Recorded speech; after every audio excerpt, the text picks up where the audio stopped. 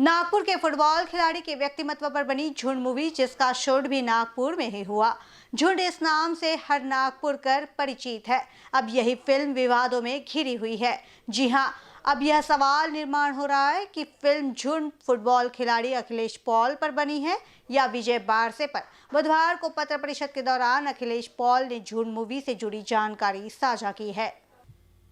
Football खिलाड़ी Akhilesh Paul द्वारा बुधवार को पत्र परिषद का आयोजन कर झुंड मूवी से जुड़ी जानकारी साझा की गई, जिसमें अखिलेश बोले, मैं झोपड़पट्टी में पला बड़ा कम शिक्षित व्यक्ति हूँ। झोपड़पट्टी में व्याप्त सामाजिक बुराई का मैं स्वयं भुक्तभोगी हूँ। झोपड़पट्टी में रहने वाले लोगों को किस तरह परजीवी की नजर से देखा जाता है और उनका शोषण किस तरह किया जाता है, आपको ज्ञात है। फिर भी कभी कभी इन झोपड़पट्टियों में से ऐसे लोग निर्माण होते हैं जो देश निर्माण में अपना योगदान देते हैं। मुझे बचपन से ही फुटबॉल खेल में रुचि रही। इस फुटबॉल ने मेरी जिंदगी को बदलने का मौका मुझे प्रदान किया और मैं ब्राजील में होमलेस फुटबॉल विश्व कप खेलने गया। ब्राजील की मीडिया ने मेरी कहानी में रुचि दिखाई और उस विश्व कप ने मुझे ख्याति प्रदान की। मैं भारत की टीम का कप्तान था। ब्राजील से लौटने पर मैं अपनी निजी जिंदगी में व्यस्त हुआ। तब मुझे सत्यमेव जयते इस कार्यक्रम में बुलाया गया, जिसमें आमिर खान ने मेरे ऊपर सीजन 3 के प्रथम एपिसोड में मेरी कहानी से प्रेरित होकर सत्यमेव जयते में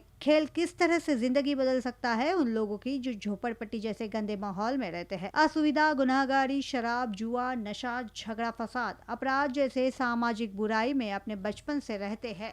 लेकिन खेल किस तरह जीवन बदल सकता है, इसके लिए प्रेरक एपिसोड टेलीकास्ट किया। इस कहानी से प्रभावित होकर नंदी चिन्नी कुमार, जो उस समय फिल्म मेकिंग में पीएचडी कर रहे थे, उन्होंने मुझे संपर्क कर कहा कि मैं आपकी कहानी पर डॉक्यूमेंट्री बनाना चाहता हूँ अपनी पीएचडी प्रबंधन के लिए, इसीलिए मैं आपसे एग्रीमेंट करना चाहता हूँ। मैंने इस बात को स्वीकार कर उनसे डॉक्यूमेंट्री के लिए 19 नवंबर 2017 को एग्रीमेंट किया। उसके बाद नंदी चिन्नी कुमार ने कुछ तकनीकी वजह से पुनः संशोधित एग्रीमेंट मुझसे दिनांक 19 मार्च 2018 को करवाया ताकि उनकी पीएचडी प्रबंध स्वीकार हो सके।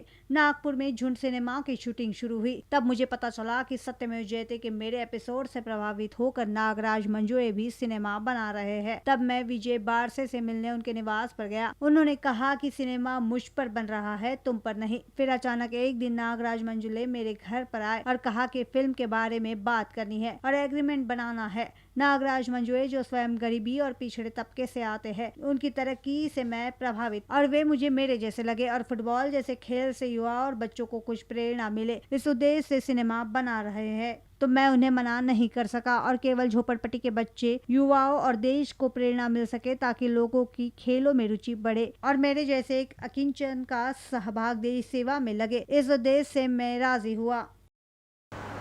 पिक्चर जो बन रही है 3 सालों से आप सभी लोगों को ये समझ में आ रहा है, जितना आप लोगों ने सुना है, जितना आप लोगों ने पढ़ा है, तो ये हमको यही समझ में आता है कि विजय बारसे पे है। लेकिन अगर ये विजय बारसे पे है तो अखिलेश पॉल कहाँ गया या अखिलेश पॉल का क्या था इसमें? अगर अखिलेश पॉल 2014 में सत्यमेव जयते में नहीं जाता आमिर खान सर शो के, तो शायद विजय बारसे सर के इधर कोई डायरेक्टर प्रोड्यूसर नहीं जाता और सैराट के डायरेक्टर मिस्टर नागराज मंजुळे उनको कभी अटेंड नहीं करते और ये एक डिसीज़न नहीं निकलता कि इनके ऊपर पिक्चर बनाई जाए।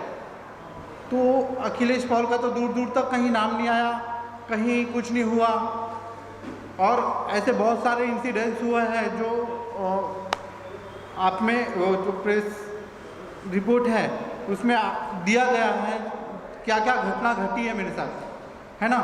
तो ये सारी घटना मेरे साथ बहुत घटी और इससे भी ज़्यादा बहुत कुछ हुआ है जो मैं नहीं बता पाया और नहीं, मतलब मुझे समझ में नहीं आ रहा कि मैं कैसे समझाऊँ। सिर्फ एक ही चीज़ हुई है कि अखिलेश पॉल पढ़ा लिखा नहीं था, झोपड़पट्टी का था, इस वजह से उसका शोषण हुआ।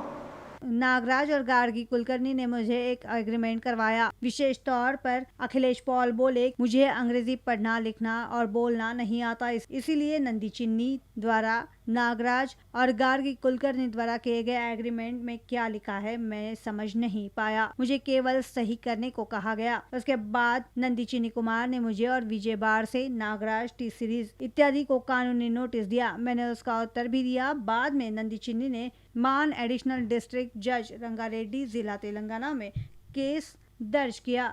झूंड पिक्चर को प्रदर्शित करने के लिए मनाही की जाए, ऐसी प्रार्थना की। न्यायालय ने 17 सितंबर 2020 को झूंड सिनेमा किसी भी तरीके से प्रदर्शित करने पर रोक लगा दी, जिससे प्रभावित होकर नागराज मंजुळे और शिव चिन्ना उपाध्यक्ष टी सीरीज ने अपील दाखिल की, जिसका नंबर सिविल मिस अपील उच्च न्यायालय तेलंगाना में दाखिल है। अब झूंड मूवी विवादों के घेरे में आ चुकी है और ये मूवी विजय बारसे पर बन रही है। अब फुटबॉल खिलाड़ी अखिलेश पॉल पर यह भी सवाल निर्माण हो रहा है। कैमरा पर्सन राजकुमार मोड़ के साथ क्षितिजा देशमुख की रिपोर्ट, BCN न्यूज नागपुर।